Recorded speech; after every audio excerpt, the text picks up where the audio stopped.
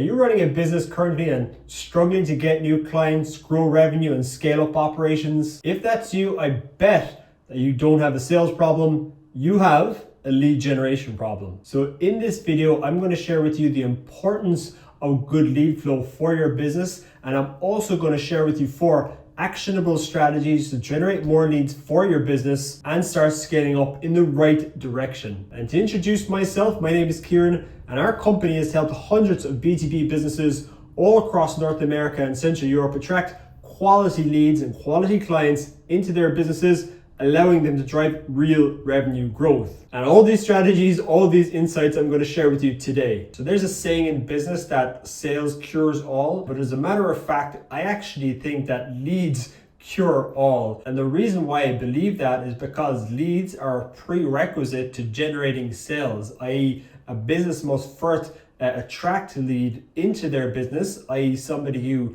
needs and wants their services before they can actually generate a sale. They can't generate a sale first. They have to actually generate that lead first before anything happens. So to give you a little bit of an analogy, let's take 2 hot dog stands. Okay, one hot dog stand is located in the suburbs and the other hot dog stand is placed outside of a stadium. So the hot dog stand located in the football stadium that's surrounded by thousands of people is almost always going to generate more sales than the hot dog stand located in the suburbs. And the reason for that simply is because it has more leads, like more people who are ready to buy and in a position to buy than the one located in the suburbs. So I guess the point I'm trying to make is that all things being equal, a business with, double, triple, quadruple, 10x the amount of ready to buy sales leads than another business is almost always going to do better. So the amount of good quality sales leads that you have for your business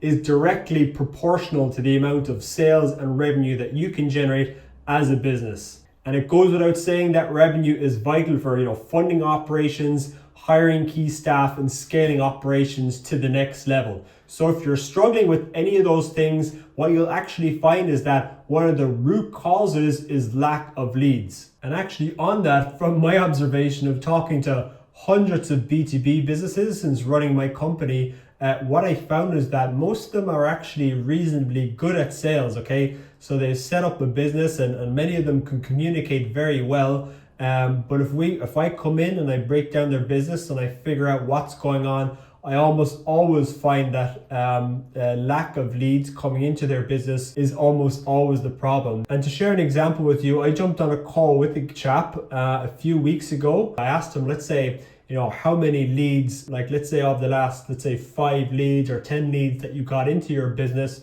how many of those people did you convert to paying clients? And he said almost all of them. He said almost all bar one. So I said, you have a 90% close rate. So for every lead that comes in, you close 9 out of 10 of those. And he was like, yeah. I said, dude, that's incredible. You have a 90% close rate.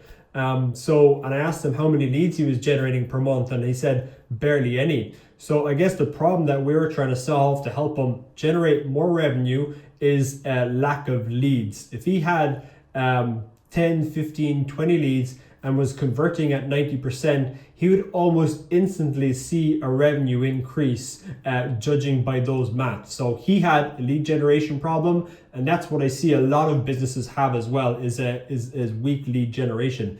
And we're going to talk about in this video actionable stuff that you can start doing to start generating more leads and ultimately more paying clients, more sales, and more revenue. Now, sales is a very important skill.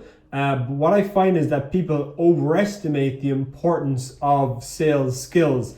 They're very important, don't get me wrong. I know I'm going to offend every single sales guru on the internet, but just let me give you a little bit of an example. So let's take an example. You have 2 closers, okay? So you've one veteran sales closer that can close at 50, 60% on let's say cold leads that come into the business.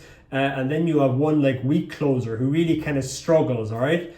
So if that weak closer has 10 sales leads, that person is almost always going to do better, close more clients than, let's say, the veteran closer who's only, let's say, 1 to 2 leads every single month to work with, all right? So the point I'm trying to make is that good lead generation is actually more important, I would say, than sales skills. Now, weak sales lead flow has a massive impact on businesses. So number one, you're not going to be able to generate enough clients. Now, what I found with some of the companies that struggle the most is that they actually are not generating any inbound interest into their business.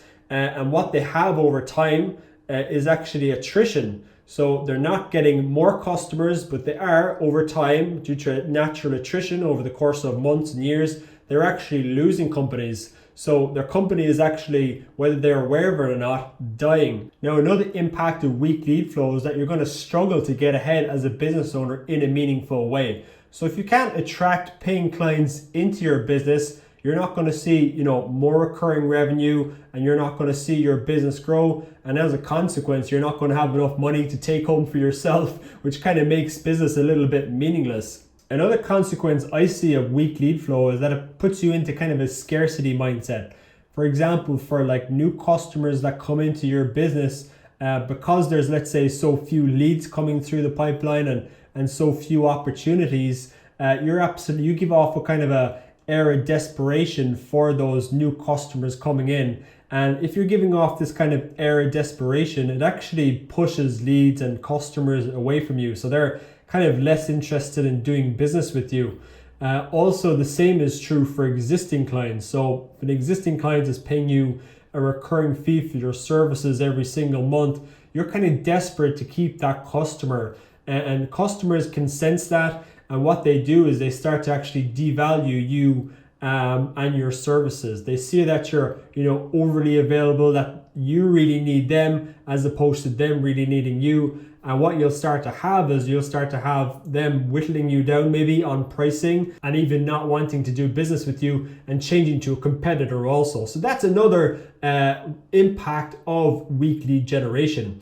Whereas on the other side, if you have a lot of leads coming in, you have a lot of opportunities, you can actually brush off some of the lesser clients and focus more on the high value customers, okay? So you're in more abundance mindset, and that only does good things for your business. So again, if you have minimal opportunities coming into your pipeline, you're probably going to talk to everybody and anybody, regardless of that they're a low probability prospect who has, no interest in working with you. And with those people, you're really just going to be wasting your time. And you're going to get yourself into a negative rut as well, because those people who are never going to work with you in the first place are going to reject you. And you're going to feel that rejection, and you're going to take that into subsequent meetings with actually good customers. So it's definitely not a good place to be in. And that's another kind of dangerous impact of weak lead flow and weak opportunities in your business. So how to actually start generating more leads for your business. So the first thing I'd focus on, if you have some customers already, is try to focus on getting customers great outcomes.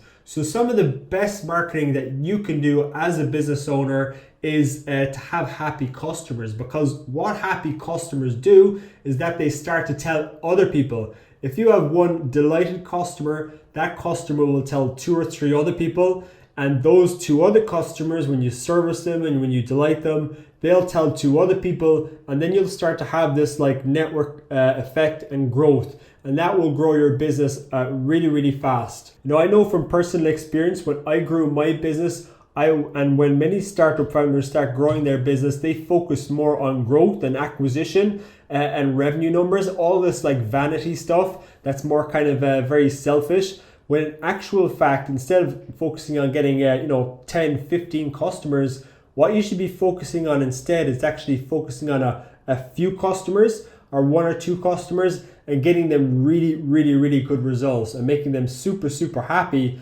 because as I mentioned, they're going to tell other people about your service and your products, and then you'll start to grow much, much better. Marketing will cost you a lot less money as well. So the second thing is organic marketing. So organic marketing is free. And what I mean by organic marketing is to promoting yourself through social media. People spend approximately 2.5 hours per day on their smartphone and their devices. So social media is an ideal means and mechanisms to get in front of your ideal customer and make them aware that you exist. Of course, there's a way and an approach to doing this, right? I always advise people to focus on giving lots of value, and then when the time comes, doing a little call to action and start just getting inbound leads. Now, if you're looking for a good organic marketing strategy for your business to allow you to generate more leads and ultimately more clients, we have a whole process around that. If you want to learn more about that, feel free to set up a call with me. I'll walk you through a bit about that process. And the third thing then is direct response advertising. Direct response advertising is basically advertising that solicits a response, i.e. a book call, a contact inquiry, a purchase of a product, the download of an ebook. So something that elicits a direct response. I personally, through my business, have generated hundreds of B2B sales calls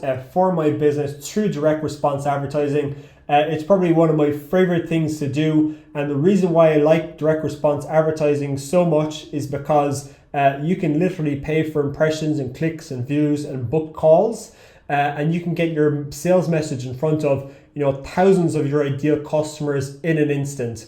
That's opposed to, let's say, organic marketing, which does require you to invest some time, energy, and effort every single day and week and month to actually start generating results. So direct response advertising is awesome if you're a busy business owner with not a whole lot of time, but do actually have some capital to spare. So direct response advertising, awesome if you have some capital, limited time. Organic marketing, if you have maybe a few hours every single week to allocate to marketing and to publishing content and videos and all that stuff. So there are the 3 strategies I recommend to generate more leads. All very high level, I know, but if you want a proven strategy, feel free to set up a call with me. I'll run you through some options that we have. And thanks so much for watching. I look forward to hearing from you.